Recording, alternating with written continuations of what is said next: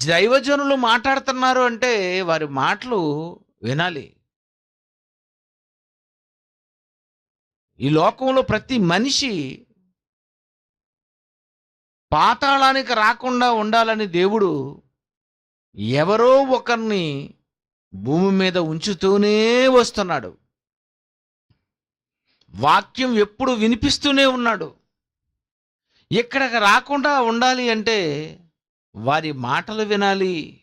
మోషే మాట వినాలి, ప్రవక్తల మాటలు వినాలి.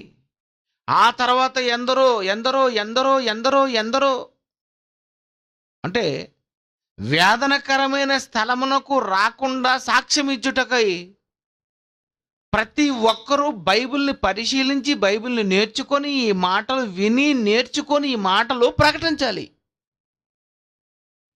ఖచ్చితంగా ఇవి ప్రజలకు అందించాలి. ఇలా అందిస్తున్నప్పుడు ఇలాంటి అందించే వారి కోసం ఆయన అంటున్నాడు, కీర్తనలు 56:8. కీర్తనలు 56:8.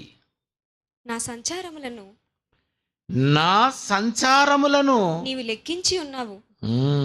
నా సంచారములను నీవు లెక్కించి ఉన్నావు. నా సంచారములు అంటే సంచారాలంటే తిరగడం, అన్ని దేశాలు సంచరించడం. దేశ సంచారకులు అని అంటాడు. అంటే అర్థం ఏంటి? అన్ని దేశాలు తిరిగేటటువంటి వాళ్ళు దేశ సంచారకులు.